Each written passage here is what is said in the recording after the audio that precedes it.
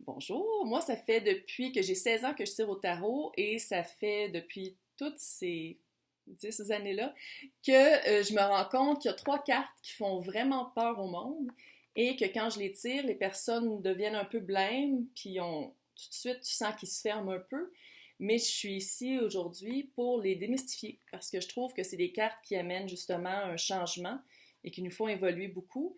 Et de toute façon, le tarot, c'est fait pour ça. Fait que faut pas avoir, il ne faut pas en avoir peur. Hein. Fait que la première carte, c'est la carte du diable. Comme on peut voir ici, c'est le diable. Avec deux personnes qui sont des esclaves du diable. Dans le fond, qu'est-ce que ça représente? C'est le diable, c'est tout ce qui est addiction.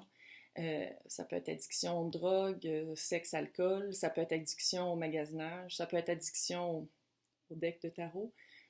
Peut-être qu'il y a certaines personnes dans la pièce ici qui ont cette addiction-là. Ça peut être aussi une grande dépendance affective. Mais qu'est-ce que j'aime de tirer cette carte-là, c'est que ça nous rappelle toujours qu'il faut faire un lâcher-prise. Il faut faire... c'est une expérience 3D. Tout ce qui est dans le 3D n'est pas supposé d'avoir un contrôle sur nous. Fait que ça nous fait juste rappeler qu'il faut se faire un lâcher-prise, arrêter d'avoir que cette chose-là, whatever, qu'est-ce que c'est, que ça ait un contrôle sur nous pour passer à mieux. L'autre carte, qui fait peur, je peux comprendre un petit peu, c'est la tour.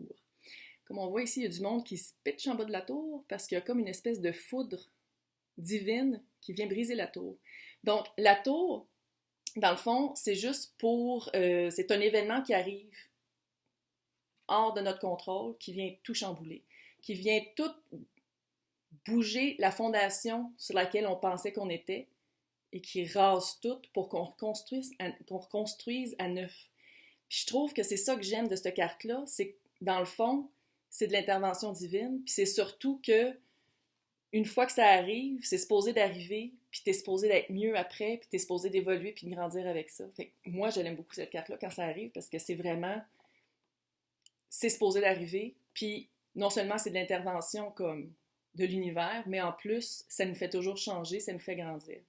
La troisième carte, bon, j'avoue, c'est un petit peu peur. C'est la mort. Ça représente... Moi, en tout cas, j'ai jamais tiré personne quand j'ai tiré la mort, ça voulait dire que quelqu'un qui connaissait allait mourir. Mais tout le monde pense ça, mais c'est jamais ça. Moi, en tout cas, j'ai jamais tiré. Je tire depuis que j'ai 16 ans, puis c'est jamais arrivé. Fait que je sais pas pourquoi le monde dit ça. Mais de toute façon, la mort, c'est...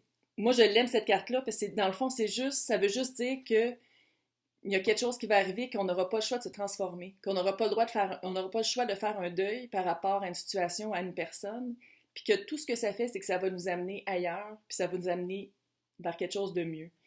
Fait que moi, je l'aime, cette carte-là. C'est vraiment, c'est comme une transformation, puis c'est une transformation qui peut juste être bonne pour notre propre évolution. Donc voilà, j'espère que si vous avez des questions par rapport à ces cartes-là, gênez-vous pas, puis posez-les dans les commentaires. Bye!